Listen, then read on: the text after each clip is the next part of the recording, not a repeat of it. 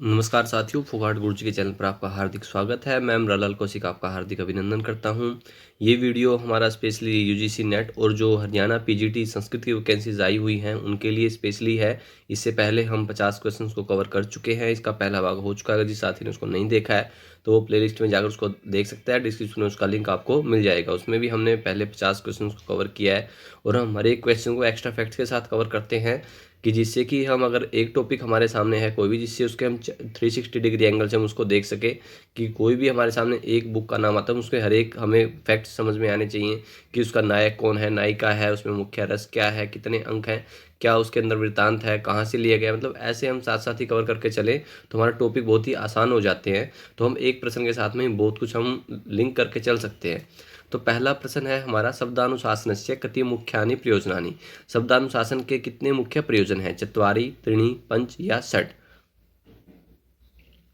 जो हरियाणा पीजीटी संस्कृत की वैकेंसीज आई हुई हैं उसका एग्ज़ाम बहुत नज़दीक है, तो इसलिए सभी साथी जो तैयारी कर रहे हैं वो एक बार शाम को जैसे मॉक टेस्ट जो हम करते हैं उसमें ज़रूर अपने आप की तैयारी को परखें, उसको देखें, कंप्लीट उसको अटैम्प्ट करें। और कोई आपको अगर समस्या है तो आप कमेंट सेक्शन के अंदर आप हमसे डिस्कस कर सकते हैं। इसके अलावा आप हमें टेलीग्राम और इंस्टाग्राम पर भी ज्वाइन कर सकते हैं। इसका लिंक आपको डिस्क्रिप्शन में मिल जाएगा। तो पहला जो प्रश्न है हमारा, इसका आंसर होगा पंच, 5। शब्दानुशासन के कितने प्रयोजन हैं? 5। कौन कौन से? रक्षा, उह, आगम, लघु और असंदेह प्रयोजनम। अर्थात वेदों की रक्षा, उह होता है विभक्तियों के परिवर्तन आदि, आगम होता है विधायक शास्त्र, लाघव होता है सुगमता और संदेह निवृत्ति। यही सब शास्त्र के अध्ययन के प्रयोजन हैं। तो रक्षा, उह, आगम, लघु और संदेह निवृत्ति। ठीक है। अगर हम शब्द की बात करें तो शब्द क्या होता है? शब्देते इति शब्द है। शब्द धातु से घय प्रत्यय होकर शब्द रूप निष्पन्न हुआ है। ठीक है। शब्द का वैसे अनेक रूपों में प्रयोग होता है इसका।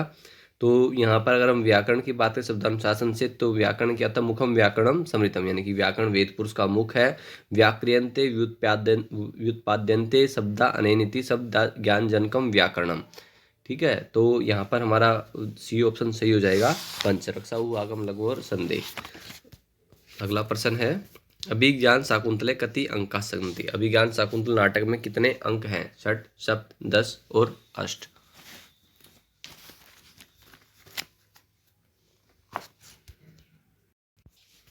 इससे पहले भी ये प्रश्न आ चुका है। ये पिछली वीडियोस में हमने अभिज्ञान शाकुंतलम से संबंधित पूरा वहाँ पर हमने डिस्कस किया एक्स्ट्रा फैक्ट्स के साथ। तो जिसने वो पहले भाग देख लिया तो उसको इजीली आंसर कर सकते हैं हम, और साथ में एक्स्ट्रा फैक्ट्स भी बता सकते हैं इसके साथ में कि जैसे अभिज्ञान शाकुंतलम नाटक है, इसके कहाँ से लिया गया है? ये शकुंतलोपाख्यान है जो आदि पर्व है महाभारत का, वहाँ से। इसके अंदर कुल 7 अंक हैं। तो यहाँ पर भी हमारा सही है। जो हमारे प्रश्न कुल 7 अंक है इसके अंदर। और इसके अलावा इसमें हस्तिनापुर के राजा दुष्यंत और कन्नव की पालिता पुत्री शकुंतला के परिणय और परिणय का वर्णन है। इस शाकुंतलम भारतीय काव्यवृत्ति की रचना है और इसमें प्रसाद गुण है। और इसका जो विदूषक है, जो प्रश्न आ चुका है इसके अंदर, वो माधव्य है। इसको मांडव्य भी लिखा होता है कई बार। और इसका जो प्रमुख रस है वो श्रृंगार है। अगला प्रश्न है, विश्वनाथस्य मते लक्षणाया कति प्रकारः। विश्वनाथ के मत में लक्षणा के कितने प्रकार हैं? अशीतिः, सप्ततिः, चतुश्चत्वारिंशत् या चतुस्सप्ताशीतिः। विश्वनाथ के मत में लक्षणा के कितने प्रकार हैं, कितने भेद हैं? 80, 80, 70, 44 या 87, 87।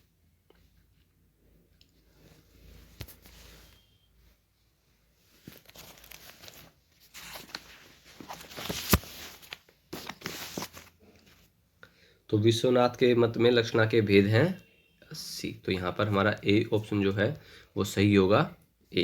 अगला प्रश्न है, धातु संज्ञा विधायकम सूत्रम अस्ति। धातु संज्ञा विधायक सूत्र कौन सा है? भुवाद्यो धातु है, सनाधनता धातु है, इत्योभयम अपि या और धातु। इनमें कौन सा सूत्र धातु संज्ञा विधायक है?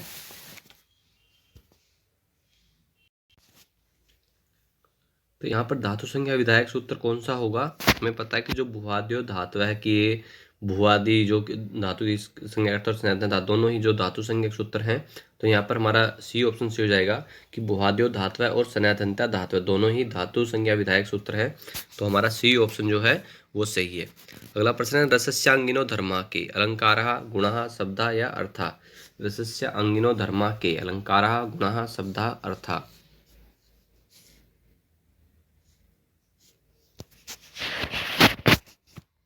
रसस्यांगिनो धर्मः गुणाः।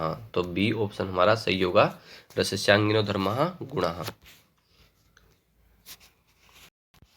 अष्टाध्यायः प्रत्येकम् अध्याये कति पादाः सन्ति। अष्टाध्यायी के प्रत्येक अध्याय में कितने पाद हैं। चत्वारः, पंच, त्रयः, षट्।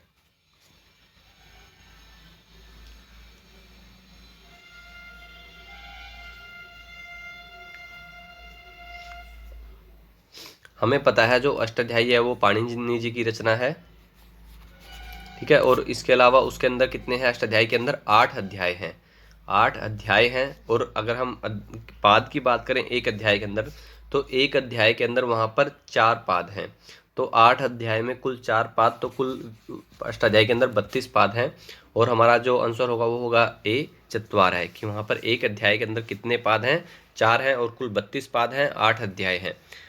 जैसे पुरत्रा असिद्धम जो सूत्र है उससे भी हमें ज्ञात हो जाता है कि जो पहले 7.25 हैं उनके प्रति जो त्रिपादी है लास्ट में, इस तरह से मतलब उससे हमें होता है कि वो उसके प्रति असिद्ध है। तो वहाँ हमें पता लगता है, उससे भी हमें ज्ञात होता है कि इसके अंदर जो एक अध्याय के अंदर 4 पाद हैं और 8 अध्याय हैं। अगला प्रश्न है, यहाँ पर हमें मिलान करना है।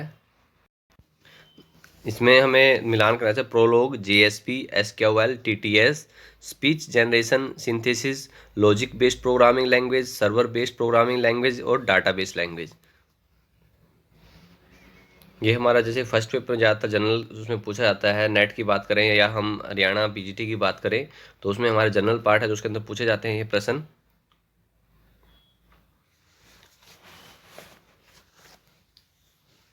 यहाँ पर आप पार्ट से आंसर कीजिए, जैसे आप 57 का ए होगा, बी होगा, सी होगा, डी होगा, फिर 58 का, फिर 59 का और फिर 60 का। इस तरह से आप आंसर कर सकते हैं उसको एक एक करके।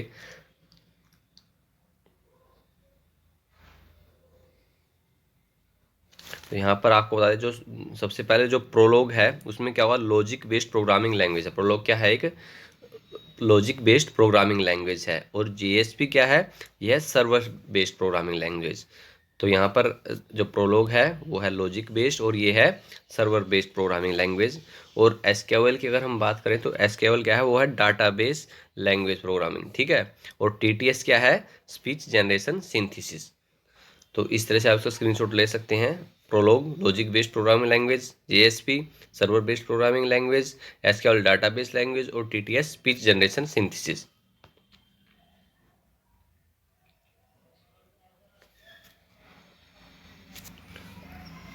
अगला, पाणिनि महेश्वरात् कति सूत्राणि अधिगतानि। पाणिनि महेश्वरात् कति सूत्राणि अधिगतानि। 15, 14, 13 और 12। पाणिनि महेश्वर से कितने सूत्र हैं, 15, 14, 13, 13 और 12, 12। तो ये तो बहुत ही आसान प्रश्न है, सभी के आंसर सही हैं कि चतुर्दश। और वो कौन कौन से हैं अगर वो पूछे जाए हमसे, ऐयुन, रीलिक, एओंग, ऐऔच, इस तरह से जो हमारे 14 सूत्र हैं व्याकरण के, तो वो माहेश्वर सूत्र कहे जाते हैं, पाणिनि महेश्वर। तो यहाँ पर बी ऑप्शन हमारा सही हो जाएगा। अगला प्रश्न है, प्रत्याहार सूत्रेषु नवमम सूत्रम अस्ति। प्रत्याहार सूत्र जो है उसके अंदर 9वां सूत्र कौन सा है। जो हमने 14 प्रत्याहार सूत्र की बात हुई है उसी में से 9वां हमसे पूछा गया है। तो हैवरट, कपेय, जैवय, घटदस।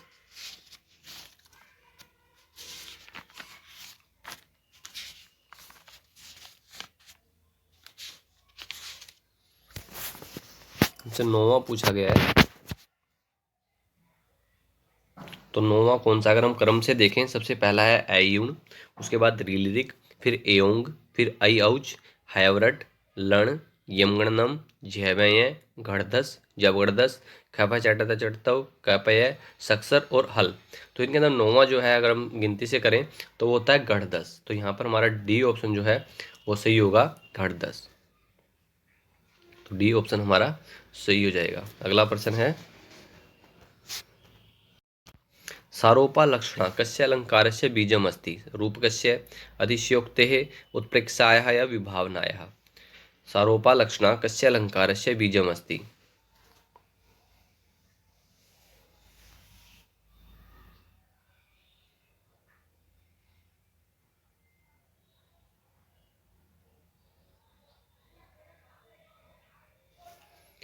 सारोपालक्षणा कस्य अलङ्कारस्य बीजमस्ति।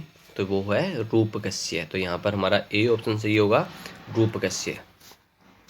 अगला प्रश्न है स्वरूपम शब्दस्य अशब्द संज्ञा इति सूत्रे शब्द संज्ञा इति पदे कै समास है? षष्ठी तत्पुरुष है, सप्तमी तत्पुरुष है, द्वितीय तत्पुरुष है या बहुव्रीहि?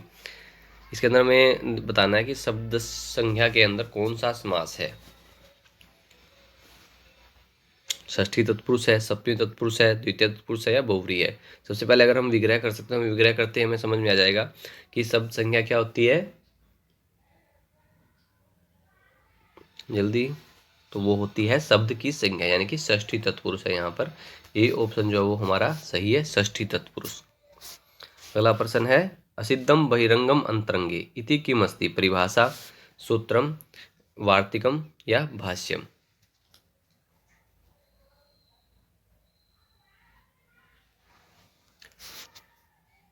असिद्धम बहिरंगम अंतरंगे जो है वो एक परिभाषा है, तो ए ऑप्शन हमारा सही होगा, परिभाषा।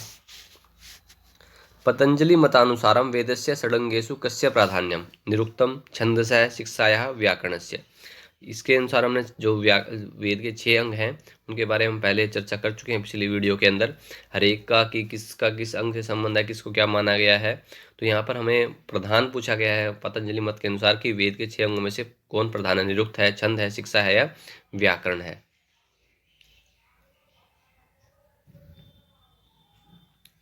जैसे कि हमें पता है कि हमें व्याकरण के बारे में हमने पढ़ा था कि व्याकरण को मुखम व्याकरण समृतम, तो व्याकरण को मुख कहा गया है। तो जो प्रधान है 6 अंगों में वो भी क्या है? व्याकरण है। तो यहाँ पर हमारा डी ऑप्शन जो है वो सही होगा, व्याकरण। प्र प्लस रिचति प्रारचति इत्यत्र कै संधि? गुण संधि, वृद्धि संधि, दीर्घ संधि या अयादि संधि? यहाँ पर कौन सी संधि है? गुण संधि है, वृद्धि संधि है, दीर्घ संधि है या अयादि संधि है?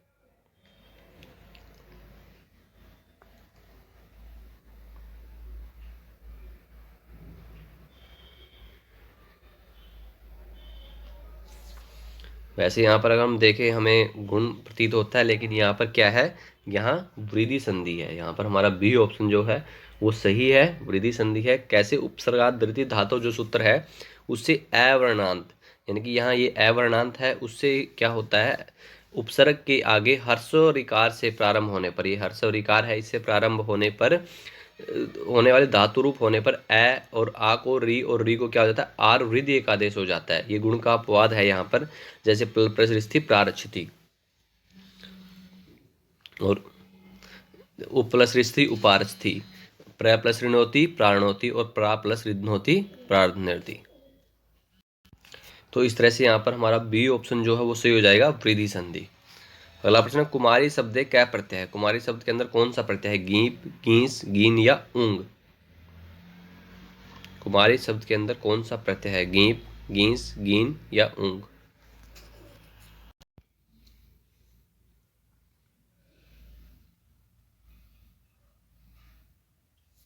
तो कुमारी शब्द क्या प्रत्यय है? कुमारी शब्द में यहाँ पर कौन सा प्रत्यय है? तो यहाँ कुमारी शब्द में गीप प्रत्यय है। ए ऑप्शन जो वो हमारा सही है, गीप प्रत्यय है कुमारी शब्द के अंदर। अगला प्रश्न है बहवः इत्यत्र कस्मिन् अर्थे प्रथमा विभक्ति अस्ति? बहवः यहाँ पर किस अर्थ में प्रथमा विभक्ति होती है? प्रातिपदिकार्थ मात्रे, लिंग मात्राधिक्ये, परिमाण मात्रे या संख्या मात्रे?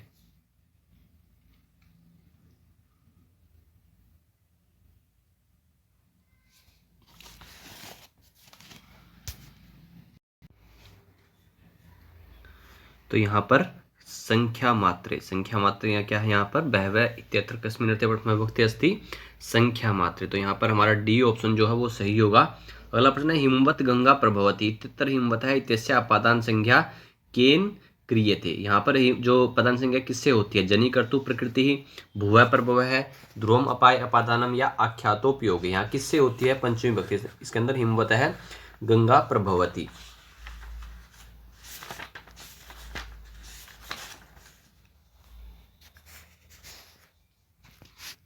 किसका अर्थ क्या है? हिमालय से गंगा निकलती है। तो यहाँ पर किससे होगा, भुवः प्रभव है। यहाँ पर हमारा बी ऑप्शन जो है वो सही है कि भुवः प्रभव। भवनम भू भू कृतु प्रभव अपादानम स्यात्, यानी कि प्रकाशित होने के अर्थ में नदी आदि जहां से निकलती है उसकी अपादान संज्ञा होती है। तो यहाँ पर बी ऑप्शन जो हमारा सही होगा। हिम्मतः गंगा प्रभवती इत्यत्र हिम्मत इत्यस्य अपादान संज्ञा केन सूत्रेण भवति भुवः प्रभवः पूर्ववः। ठीक है, इसका अर्थ हमने बता दिया आपको कि जहां प्रकाशित होने के अर्थ में नदी आदि जहां से निकलती है उसके पदांश संज्ञा, जैसे हिमालयाद गंगा प्रभवती, हिमवतः गंगा प्रभवती, विराट नगराद बाण गंगा प्रभवती, इस तरह से।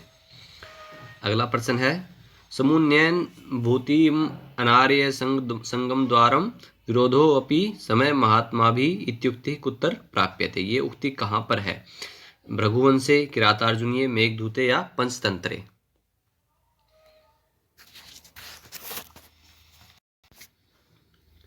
समुन्नयन भूतिम अनार्य संगम द्वारम विरोधोपि समम महात्मा भी, ये कहाँ पर है ये उक्ति,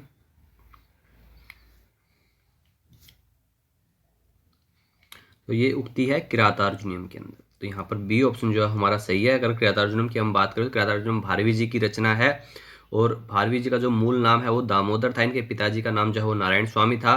भारवी दंडी के परपितामह थे।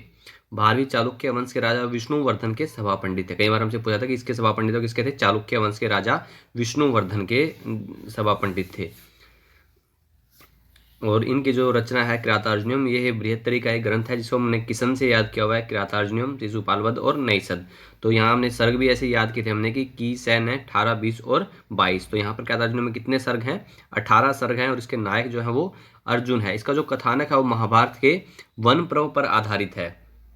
इसमें क्या होता है, किरात वेशधारी शंकर के साथ अर्जुन के युद्ध का तथा अर्जुन के द्वारा पाशुपात अस्त्र की प्राप्ति का वर्णन है। तो इसलिए यहाँ पर हमारा ऑप्शन जो है वो बी सही है। कहाँ से है ये युक्ति, किरातार्जुनीयम से। और किरातार्जुनीयम की रचना है भारवी जी की, और भारवी जी की उपाधि है आतपत्र, और इनके ये अर्थ गौरव के लिए प्रसिद्ध है, भारवेर अर्थ गौरवम। ठीक है, अगला प्रश्न है अभिज्ञान शाकुंतल नाटक के मारीचस्य शिष्य क्या अस्ति। अभिज्ञान शाकुंतल नाटक के अंदर मारीच के शिष्य कौन है, मालव है, गाल्व है, मालव है, सारंग्रव है, शार्दूल है। देखिए अकेले एकमात्र अभिज्ञान शाकुंतल से बहुत प्रश्न रिपीट हो रहे हैं बार बार। बहुत ही इंपॉर्टेंट नाटक है ये हमारे संस्कृत साहित्य का। तो इसका तो हमें हर एक चित्रण के बारे में हर एक हमें इसे 360 डिग्री से इसको हमें कवर कर लेना चाहिए कि हमें कुछ भी इससे पूछे तो हम उस, चाहे वो मुख्य सूक्तियाँ हैं, चाहे वो नायक है, नायिका है, उसका कहाँ से उद्धृत है, ये सब पूरा हमें साथ में हमने कवर किया है। फर्स्ट वीडियो के अंदर भी आपको बता दिया है ये। तो हमें इसके एक्स्ट्रा फैक्ट्स भी कवर होने चाहिए जो मुख्य मुख्य नाटक है हमारे साहित्य के। तो यहाँ पर हमारा जो ऑप्शन होगा वो होगा गाल्व है। तो ए ऑप्शन जो वो हमारा सही है। अभिज्ञान शाकुंतल नाटक के मारीचस्य शिष्य क्या अस्ति, मारीच के शिष्य कौन थे, गाल्व है। देखो कंफ्यूजन के लिए यहाँ पर गाल्व और मालव दोनों दिया हुआ है। ठीक है, तो यहाँ पर हमारा ए ऑप्शन सही है। अगला प्रश्न है संयोग संबंध है अस्ति। संयोग संबंध होता है द्रव्यम, गुण है, नित्य संबंध है या कर्म।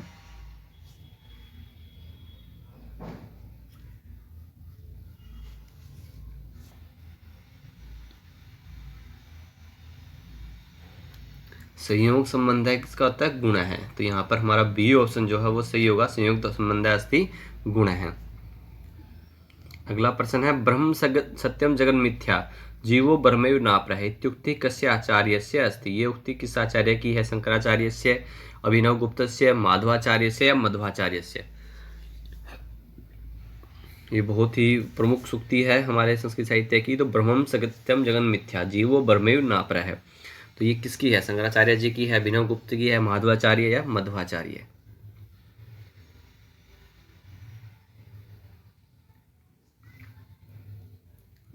यहाँ मध्वाचार्य मध्वाचार्य में कंफ्यूज होने की जरूरत नहीं। कई बार कि आप सोच जैसे पिछले प्रश्न में था कि इनमें से कोई एक होगा, यहाँ पर ये नहीं है, यहाँ पर शंकराचार्य ऑप्शन है। तो यहाँ पर हमारा ए ऑप्शन जो है वो सही होगा। किसकी है ये युक्ति, शंकराचार्य जी की, ब्रह्म सत्यम जगन मिथ्या। अगला प्रश्न है कत्यव अव्यात्मकम सूक्ष्म शरीरम वेदांत सारे उल्लिखितम। कितने अव्यात्मक सूक्ष्म शरीर को वेदांत सारे में बताया गया, सप्तदश, अष्टादश, 19 या षोडश।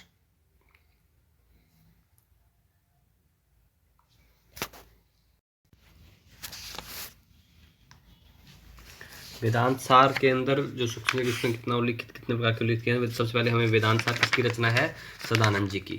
तो यहाँ पर कितने हैं, यहाँ पर ए ऑप्शन जो हमारा सही होगा सप्तदश। यहाँ पर ए ऑप्शन जो हमारा सही होगा कितने, सप्तदश 17 यानी। और लिंग शरीर को ही सूक्ष्म शरीर कहते हैं, लिंग शरीर को ही सूक्ष्म शरीर कहते हैं। और जो 17 अवयवों से युक्त लिंग शरीर को सूक्ष्म शरीर कहते हैं। 17 अवयव हैं और ये 17 अवयव कौन से, श्रोत्र, त्वक, चक्षु, जिह्वा और घ्राण। ये 5 ज्ञानेंद्रिय, वाणी, पैर, हाथ, पायु, उपस्थ, ये 5 कर्मेंद्रिय और पंच प्राण और बुद्धि और मन, ये जो 17 है ये हमारे वेदांत सार में कहे गए हैं 17 अवयव सूक्ष्म शरीर के।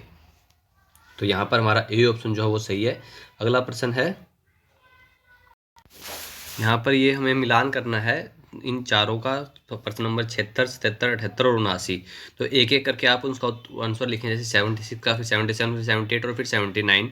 तो जैमिनी, सबर स्वामी, कुमारिल भट्ट है, प्रभाकर मिश्र है, बृहति, श्लोक वार्तिकम, मीमांसा सूत्र भाष्यम और मीमांसा सूत्रम।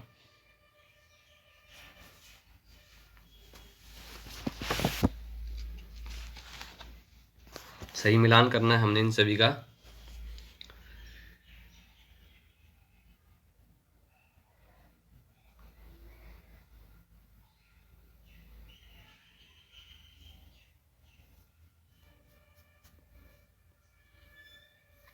सबसे पहले अगर हम जैसे यहाँ पर जैमिनी से हम जानते हैं मीमांसा सूत्र है, तो यहाँ पर हमारा सीधा हो जाएगा। उसके बाद हम सबर स्वामी, मीमांसा सूत्र भाष्य है, कुमारिल भट्ट है, तो यहाँ पर क्या होगा, श्लोक वार्तिकम। कुमारिल भट्ट क्या होगा, श्लोक वार्तिकम। और प्रभाकर मिश्र क्या होगा, बृहति। तो इस तरह से ये हमारा मिलान होगा। जैमिनी मीमांसा सूत्रम, सबर स्वामी मीमांसा सूत्र भाष्यम, कुमारिल भट्ट है श्लोक वार्तिकम और प्रभाकर मिश्र है बृहति। इसका स्क्रीनशॉट लेके रख सकते हैं आप अपने पास, अगर इसको स्क्रीनशॉट लेना तो ले लें। मैं अगले प्रश्न पर जा रहा हूँ। ये भी हमारा सेम है, यहाँ भी हमने मिलान करना है। वात्स्यायन है, वाचस्पति मिश्र है, उदयनाचार्य है, गंगेशोपाध्याय है, तत्व चिंतामणि, न्यायवार्तिक तात्पर्य टीका और न्यायवार्तिकम और परिशुद्धि। यहाँ पर भी हमें परस्पर मिलान करना है इन सब का।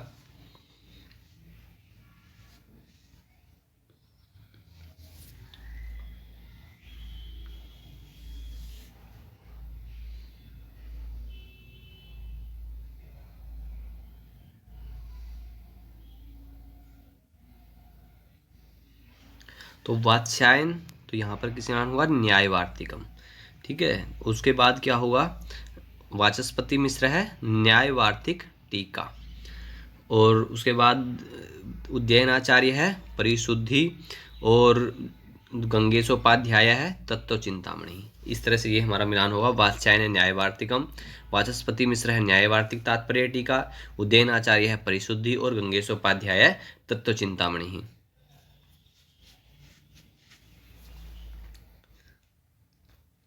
का भासस्य रचना नास्ति, इनमें से कौन सी जो रचना भास की नहीं है, स्वप्न वासवदत्तम, चारुदत्तम, उरुभंगम या मृच्छकटिकम। कौन सी रचना भास की नहीं है। यहाँ हमें पता है जो स्वप्न वासवदत्तम, चारुदत्तम, उरुभंगम ये सब रचनाएं भास, लेकिन मृच्छकटिकम जो है वो भास की रचना नहीं है। ये किसकी है, शूद्रक जी की रचना है ये। और ये एक प्रकरण है और जिसके 10 अंक है, मृच्छकटिकम। तो यहाँ पर हमारा डी आंसर सही होगा, मृच्छकटिकम। और अगर हम बाकी ग्रंथों, बाकी जो रचनाएं उनकी बात करें, स्वप्न वासवदत्तम है, इसके अंदर ये एक नाटक है और इसके अंदर कुल 6 अंक हैं, ठीक है। ये एक नाटक है और इसमें 6 अंक। इसका जो नाम है, इसका 5वां अंक है जो उसमें स्वपन अंक के नाम से रूप में प्रसिद्ध है, इसलिए स्वप्न वासवदत्तम है। कि इस स्वप्न में स्थित उद्यन तथा जगी हुई वासवदत्ता के संवाद को प्रस्तुत किया गया। इस नाटक को प्रतिज्ञा योगेंद्रायण का उत्तरार्ध माना जाता है। और इसके अलावा चारुदत्तम है, ये भी भास जी की रचना है चारुदत्तम। इसमें क्या है, एक संकीर्ण प्रकरण है, इसके अंदर 4 अंक हैं। इसमें उज्जैनी और गणिका, उज्जैनी की जो गणिका है वसंत सेना तथा व्यापारी ब्राह्मण चारुदत्त के प्रणय का वर्णन है। इसके नाटक के 4 अंक मृच्छकटिकम के तुल्य हैं। यह भास का एक अपूर्ण रचना है। इसके अलावा उरुभंगम, ये भी भास जी की रचना है। उरुभंगम में यह एक एकांकी है और इसमें द्रौपदी के अपमान का प्रतिशोध भीम दुर्योधन की जंगा तोड़कर पूरा करता है। यह संस्कृत साहित्य का एकमात्र दुखांत नाटक माना जाता है। कि ये बहुत ही इंपॉर्टेंट प्रश्न है कि एकमात्र दुखांत नाटक किसको माना जाता है, उरुभंगम को।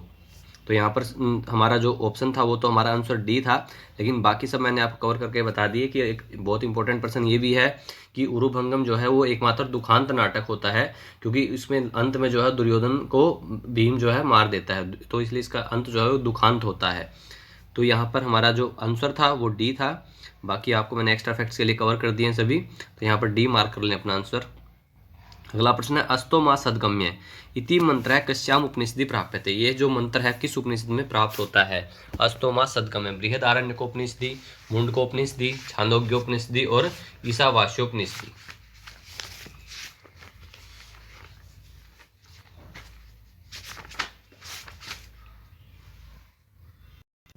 तो ये कहाँ पर मिलता है हमें? बृहदारण्यकोपनिषदि। तो ए ऑप्शन जो वो हमारा सही होगा, बृहदारण्यकोपनिषद। अस्तो मा सद्गम्य कहाँ मिलता है? बृहदारण्यकोपनिषद। और ये किससे संबंधित है? यजुर्वेद से, और यजुर्वेद में शुक्ल यजुर्वेद से संबंधित है बृहदारण्यकोपनिषद, और इस उपनिषद जो है वो भी शुक्ल यजुर्वेद से संबंधित है। ठीक है। और इसके अलावा जो यहाँ पर दिए गए हैं हमारे सामने, मुंडकोपनिषद ये अथर्ववेद से संबंधित है, छांदोग्योपनिषद ये सामवेद से संबंधित है, और ईशावास्योपनिषद और ये जो ईशोपनिषद है वो शुक्ल यजुर्वेद से संबंधित है। तो यहाँ पर हमारा आंसर जो है वो ए सही है, बृहदारण्यकोपनिषद। अस्तो मा सद्गम्य इति मंत्र कस्या उपनिषदि प्राप्यते? बृहदारण्यकोपनिषदि। अगला प्रश्न है उपनिषद महावाक्येषु किम नास्ति? अहम ब्रह्मस्मि, तत्त्वमसि, प्रज्ञानम ब्रह्म या सर्वम खलु इदं ब्रह्म। इनमें से कौन सा उपनिषद के महावाक्यों में नहीं है? प्रश्न को हम ध्यान से देख लें एक बार। जैसे हम एकदम से देखेंगे महावाक्येषु किम अस्ति, तो हम ब्रह्मस्मि या तत्व किसी हम एकदम से बिना सोचे समझे हम अंडरलाइन कर देते हैं, उसको सर्कल ब्लैक कर देते हैं, लेकिन जब बाद में हम हो चुके तब उसको कहीं प्रश्न को ध्यान से देखता हूँ हमें बहुत अफसोस होता है। इसलिए प्रश्न हमें पहले एक बार ध्यान से देख लेना चाहिए कि प्रश्न में क्या पूछा गया है हमसे। तो यहाँ पर पूछा गया कि उपनिषद महावाक्येषु किम न अस्ति। अहम ब्रह्मस्मि, देखो हमें पता है कि ये तो बहुत देखते हैं हमें कि हाँ है ये, तत्त्वमसि है, प्रज्ञानम ब्रह्म है, लेकिन जो सर्वम खलु इदं ब्रह्म ये नहीं है। तो यहाँ पर हमारा डी ऑप्शन है, क्योंकि हमसे नहीं पूछा गया है, तो यहाँ पर डी ऑप्शन जो है वो सही है। इसके आगे फिर हमें मिलान करना है। ये वामन जयादित्य है, वरदाचार्य है, पतंजलि, भट्टोजी दीक्षित है, व्याकरण महाभाष्यम, सिद्धांत कौमुदी, मध्य सिद्धांत कौमुदी और काशिकावृत्ति।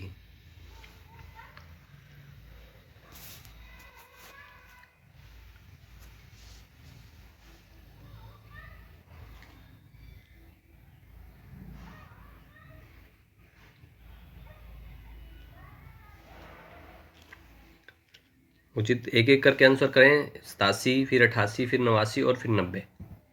एक साथ ना लिखे फिर कंफ्यूजन आता है, ए बी सी डी, आप पता नहीं लगता किससे किसका मिलान हो रहा है। तो यहाँ पर आप क्वेश्चन नंबर डाल के फिर उसके साथ में ऑप्शन लिखें।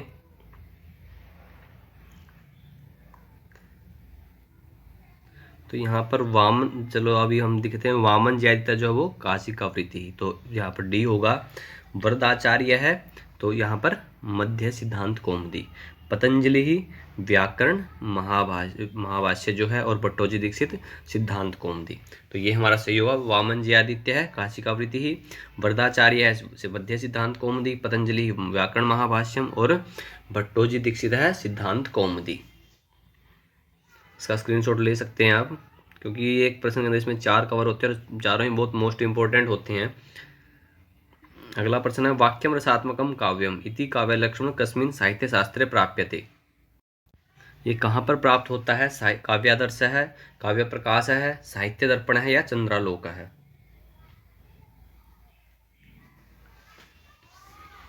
वाक्यम रसात्मकम काव्यम,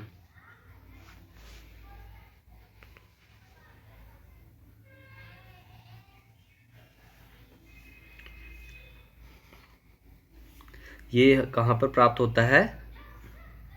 साहित्य दर्पण है, जो विश्वनाथ जी की रचना है, यहाँ पर मिलता है ये। तो यहाँ पर सी ऑप्शन जो है वो हमारा सही होगा, सी। द टाओ फिजिक्स इति ग्रंथस्य रचयिता क्या है? मैक्स म्यूलर, बेटी हेमन, फ्रिटोफ कैप्रा या Albert Einstein. The tau of physics इति ग्रंथस्य रचयिता क्या है? मैक्स म्यूलर, बेटी हेमन, फ्रिटोफ कैप्रा या एल्बर्ट आइंस्टीन। ये जो हमारा जनरल पेपर होता है, जो फर्स्ट पेपर होता है, उससे रिलेटेड क्वेश्चंस हैं जो हमारे नेट और एचएससी द्वारा पूछे जाते हैं। तो यहाँ पर होगा फिंट ऑफ कैपरा। यहाँ पर सी ऑप्शन जो है वो हमारा सही होगा, see, Fritjof Capra the Tao of physics. Shrimad Bhagavad Gita इति ग्रंथस्य उपरि कस्य टीका व्याख्या नास्ति। किसकी व्याख्या यहाँ पर नहीं है? महात्मा गांधी, बाल गंगाधर तिलक है, विनोबा भावे और जवाहरलाल नेहरू।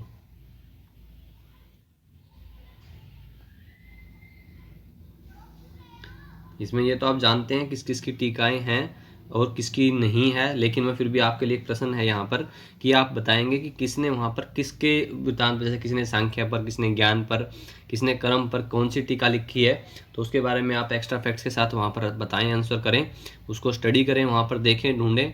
आंसर तो ईजिली आपको पता लग जाएगा, क्योंकि आंसर तो ये है यहाँ पर जवाहरलाल नेहरू, डी ऑप्शन हमारा सही है। लेकिन महात्मा गांधी जी की टीका है, बाल गंगाधर तिलक जी की है और विनोबा भावे जी की है। तो वो किस किस विषय पर हैं, तो उसके बारे में आप बताएं, कितना जानते हैं, कितना आप बता सकते हैं उसके बारे में। और अगर कोई साथी अच्छा आंसर देता है तो आप सभी उसके क्वेश्चंस आंसर को, ऑप्शन को लाइक करें, उसको इंक्रीज करें कि उसके स्प्रेड द पॉजिटिविटी, एक अच्छाई फैलाएं, क्योंकि हम कहीं ना कहीं इससे हमें एक हौसला मिलता है। तो आप उसको हमेशा जो भी अच्छा ऑप्शन कर रहे हैं, जो भी एक एक्स्ट्रा फैक्ट के साथ आंसर कर रहे हैं, उसको सभी साथी लाइक करें और जितना हो सकता है आप खुद भी उसको आंसर करें साथ साथ ही। अगला प्रश्न है, यहाँ पर अभी हमें मिलान करना है प्रश्न नंबर 94, 95, 96 और 97। ऋक, यजुः, साम और अथर्व, मांडूक्योपनिषद, छांदोग्योपनिषद, ईशावास्योपनिषद और ऐत्रेयोपनिषद। ये हमने साथ साथ ही, मैं कहीं भी एक उपनिषद का जिक्र आता है मैं आपको बताता हूँ साथ साथ ही किस वेद से संबंधित है। तो वही प्रश्न यहाँ आपसे पूछा गया है कि कौन सा उपनिषद है जो किस वेद से संबंधित है।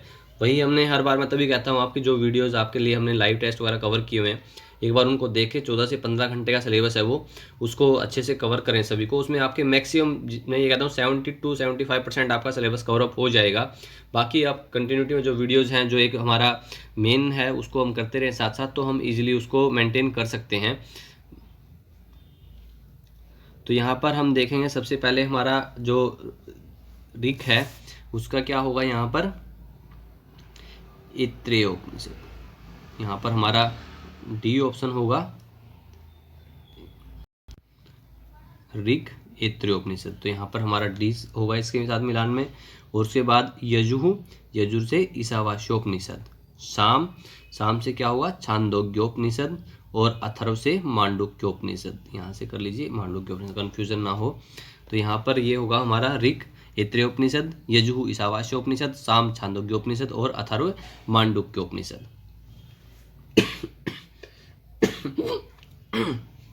सॉरी, स्क्रीनशॉट ले सकते हैं आप।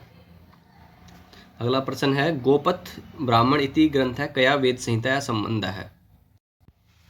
गोपथ ब्राह्मणम इति ग्रंथ कया वेद संहितया संबंध है। ऋक् संहितया, यजु संहितया, साम संहितया या अथर्व संहितया।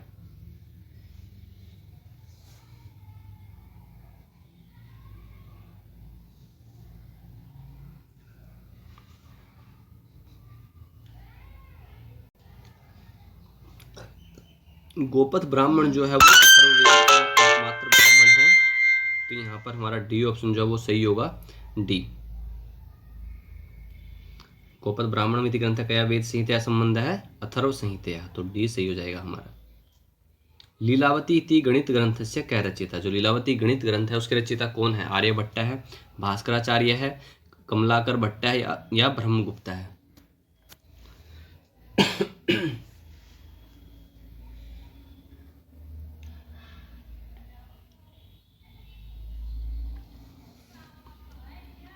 जो लीलावती है वो किसकी रचना है? वो है भास्कराचार्य जी की। तो बी ऑप्शन है वो हमारा सही होगा। आर्यभट्ट जी कौन सी है? आर्यभट्टियम। अगर उनकी पूछ जाए तो वो होती है आर्यभट्टियम, और ये भास्कराचार्य जी की है लीलावती। तो यहाँ पर हमारा बी ऑप्शन जो है वो सही होगा। विश्व भौतिक नीडम इति पद्यांशम कस्मिन् ग्रंथे प्राप्यते। वेदे, महाभारते, रामायणे या योग वशिष्ठे। विश्वम भौतिकम नीडम।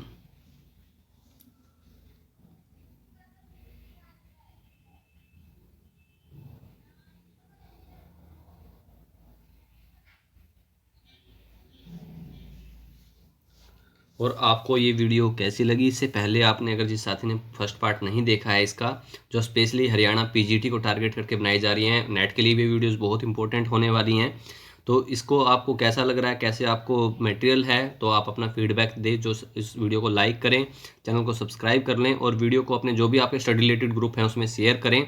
और आपके कमेंट्स में आपके सुझाव दें, जो भी हैं आपको कैसा लग रहा है, कैसा आपको जो आपसे प्रश्न पूछे जाते हैं उन सभी का आंसर करने की कोशिश करें एक्स्ट्रा फैक्ट्स के साथ। और अगर हमें नहीं भी पता है तो कोई साथी का हमें डिटेल में अच्छे से आंसर मिल रहा है तो सभी साथी उस आंसर को लाइक करें, कि जिससे एक पॉजिटिविटी हो, सभी को एक अच्छा लगे, जो साथी कर रहे हैं उनको इंक्रीज़ करें और आपको भी उससे एक अच्छा मैटर मिल जाता है। क्योंकि कहीं ना कहीं जो प्रश्न हमसे कहीं छोड़ देते हैं हम आप लोगों के लिए, तो उसकी एक्स्ट्रा फैक्ट्स आपको साथ साथ आपके साथी प्रोवाइड करवा देते हैं। तो ऐसे साथी के कमेंट को सभी साथी लाइक किया करें।